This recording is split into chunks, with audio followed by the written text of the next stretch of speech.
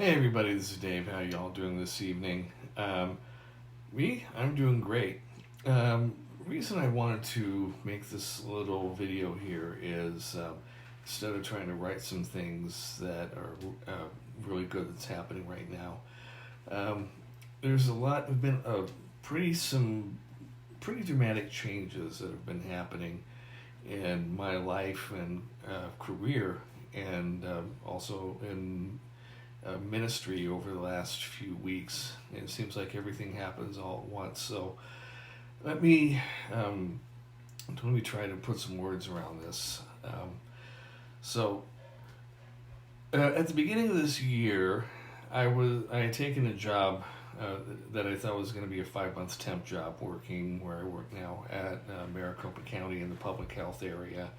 Um, Beyond that, I don't know if I really want to talk much more about what I actually do. But when I took the job, it was basically as we were an emergency response center. It was something that I thought would not go past the original contract date of June 30th. Um, Here's something I found out, that if you apply yourself and you actually show up for your job and your work, different amazing things might happen. Um, I'm gonna I'm gonna kind of tell a story on myself at this point, because when I took the job, I was not particularly happy about it. After having COVID and being in a place where it was not. I needed the work, but I didn't really want this job. But it was the only one that they were really pursuing me for. I had applied at a bank that I had applied at before, and they turned me down. And I wasn't really enthused about that job either. But this job, it seemed like it was contract only, kind of low paying, but no nights, no weekends. Just being on the phone with callers to public health about COVID issues that were going on at the time. It was rough the first few months, I will admit it. I did not like it, and it kind of showed in my attitude. Um, it was to the point where they were about ready not to extend my contract past June 30th. Like, you're very smart, you're very good at what you do, but we don't know how well you're going to fit here in the long term. And I'm thinking, well, I kind of feel the same. I don't know how well I fit into this organization in the long term. But after being given, I guess, that ultimatum, that, you need to make plans to start finding something else, suddenly the thought goes through my head, okay, I don't really want to look for another job. It's hard enough to get jobs when you're in your 50s. Ageism is a real thing. That's simply the fact of the matter. You can complain about it, or you can try to do something about it, and there are a lot of reasons for it, and I understand that, but I'm thinking, okay, can this work? Can I do what it takes to adapt to the requirements of the job? One of the things that one of the managers who's no longer there anymore said is, I see real leadership potential in you.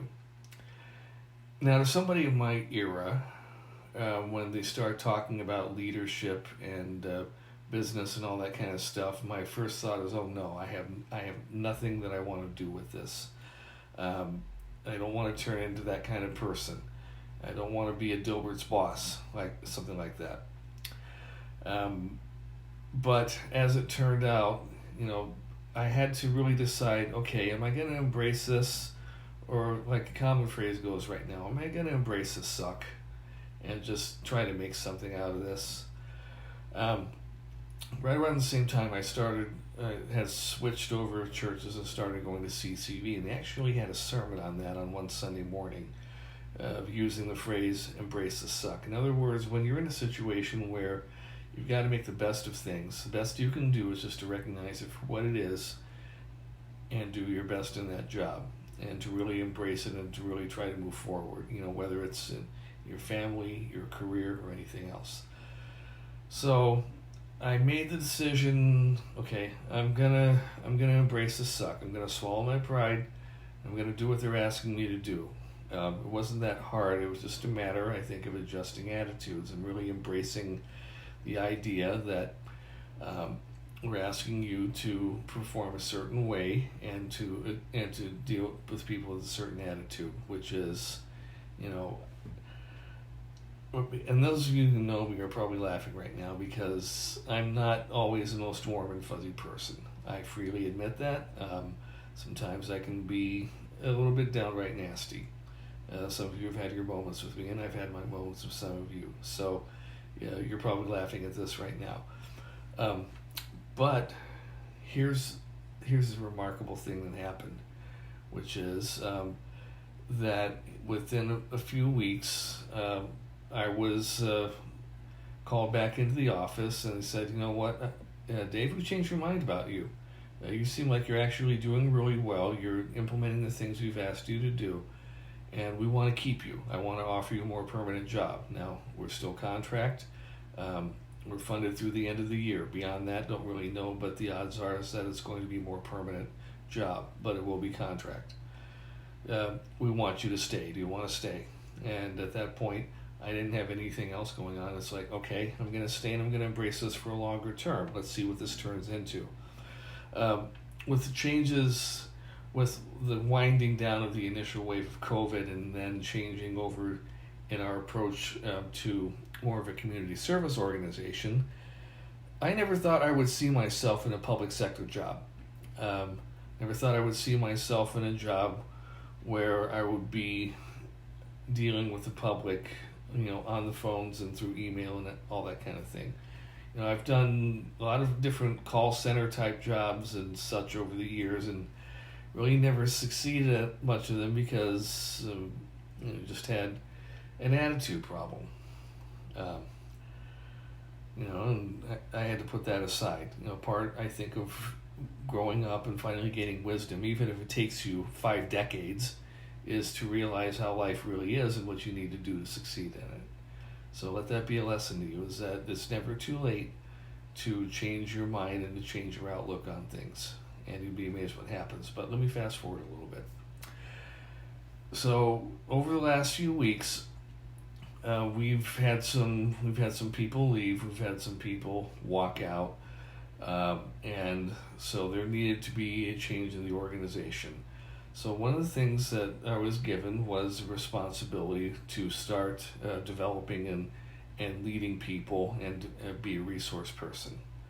Again, that leadership that I didn't think that I wanted to do, but like, okay, well, I'm going to do it because you've asked me to do it. You think I can do it. I feel like I don't know what I'm doing, but I know that you think I know what I'm doing, so maybe that's enough.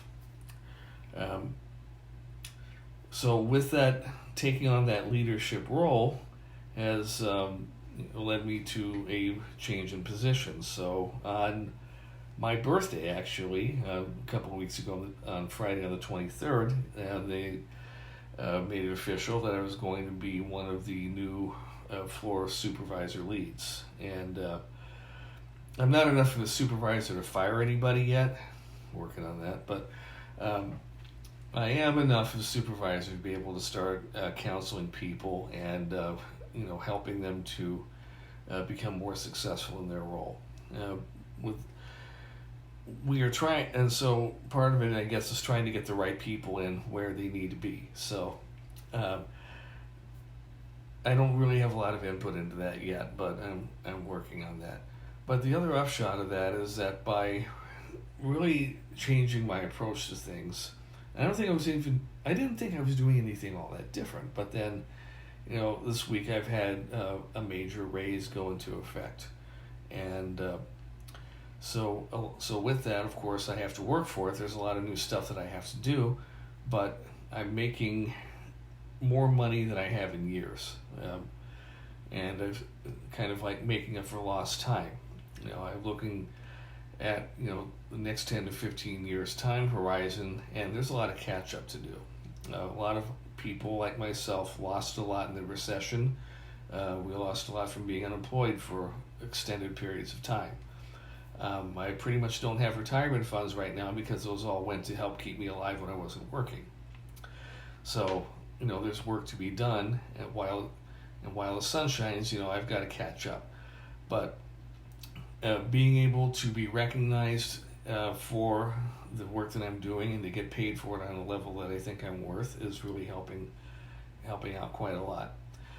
That's one aspect of what I want to talk about. The other aspect of it is in church life, spiritual life, I finally made the decision to let go of a situation that I had been in for a decade and a half, off and on, with the former church, and that was turned over to the Australians. I think you can read between the lines if you know some of what I'm talking about.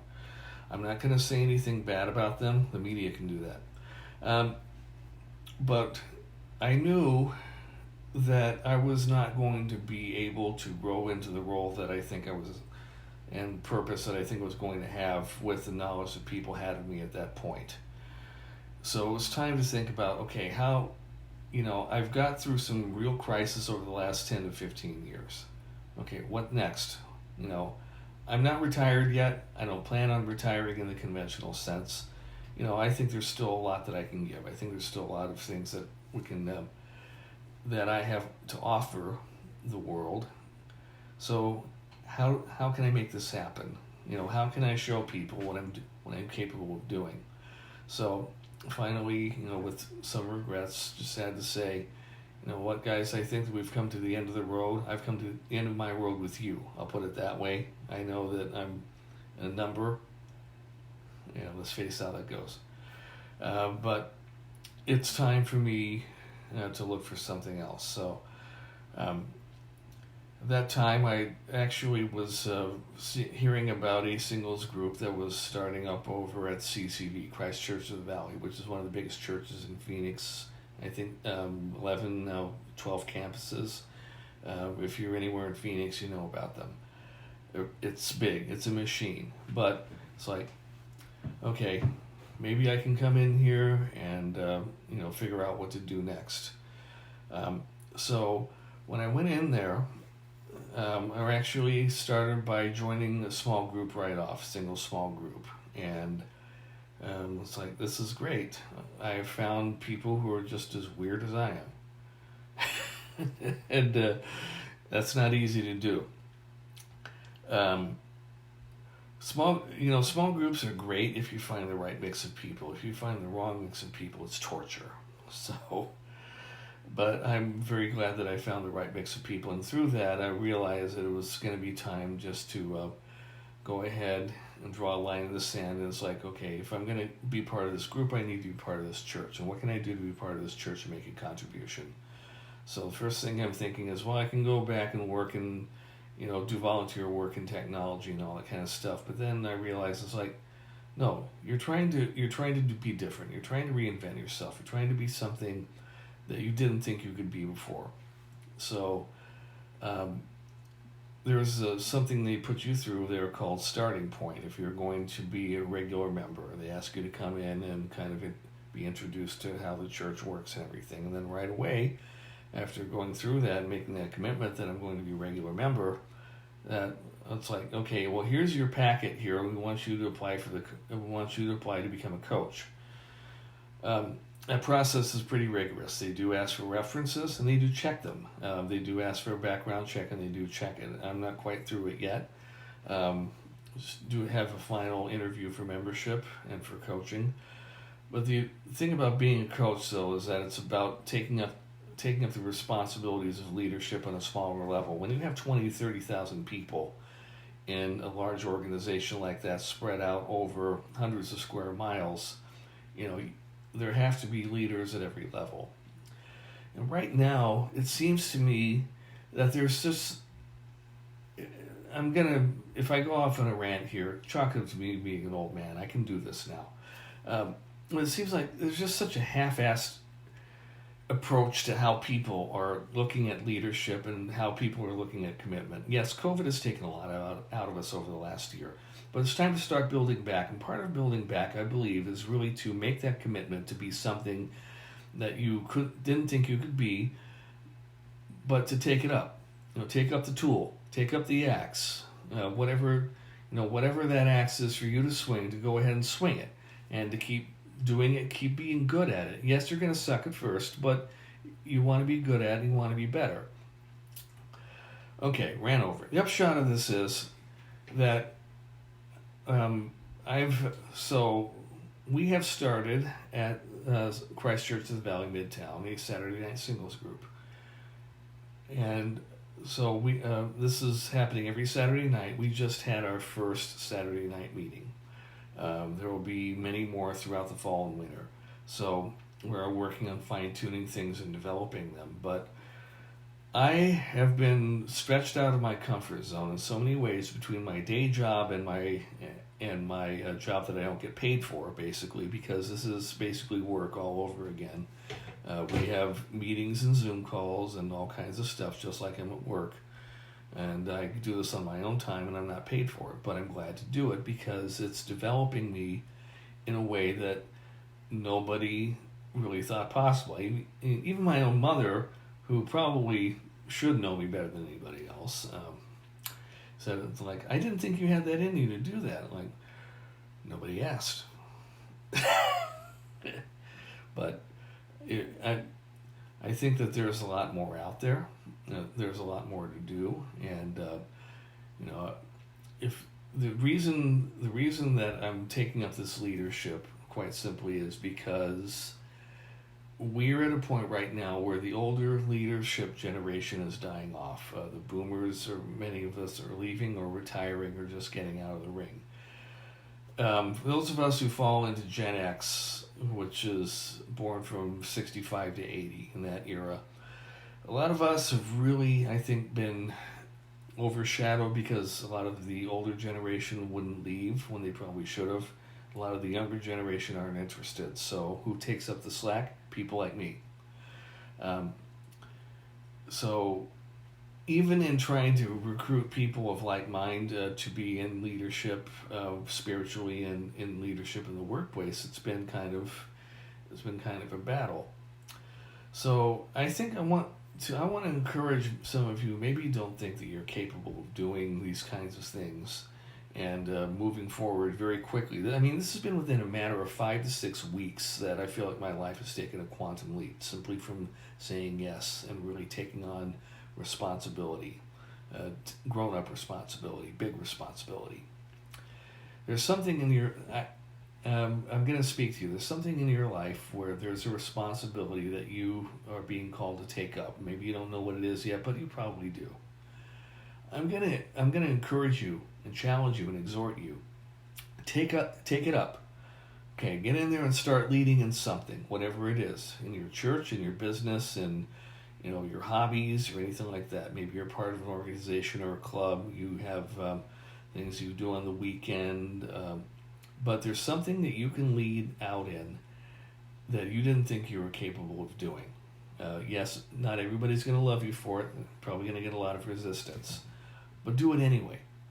I already get resistance in what I'm doing here, and I get a lot of people who's like, wow, I don't know quite what to make of you. Well, I don't know what to make of me either, but I don't believe my own press.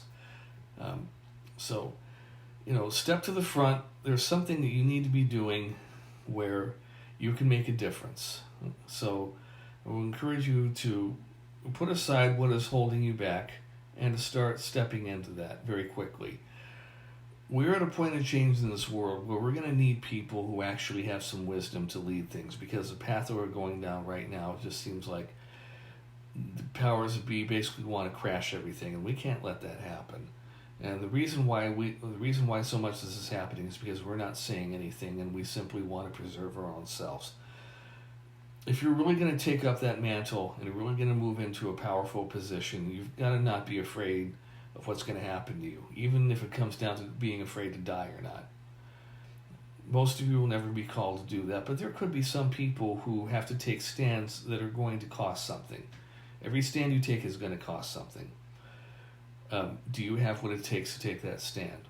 Do you have what it takes to move forward and to actually get rid of your excuses and put that aside and make sure to do something that is going to actually impact people's lives and make a difference in the way the world works? I have to ask myself that question still every day. It's like, am I ready to do this? Am I ready to take it on? And am I ready for what's going to happen? I ask God that question because in so many ways I realize I don't know what I'm doing and I'm not smart enough to know everything. So if there's something that you think you need to be doing and you're not doing it, find out what it is. Maybe go see a life coach, maybe go see a counselor, somebody like that who can help to point that out to you.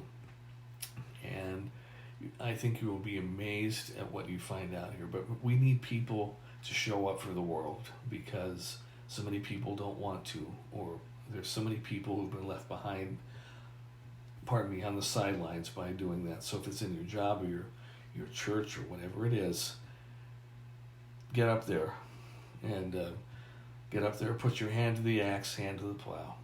Okay. So if that makes any sense to you, let me know. But I really want to encourage you that there's something that needs to be activated in you. There's something that needed to be activated in me. So I give you permission to activate that, and I'll pray for you to activate that you'll find out what it is. So anyway, thank you for listening, and if you have any questions or if I can help you in any way, please get a hold of me. Talk to you again soon. Bye.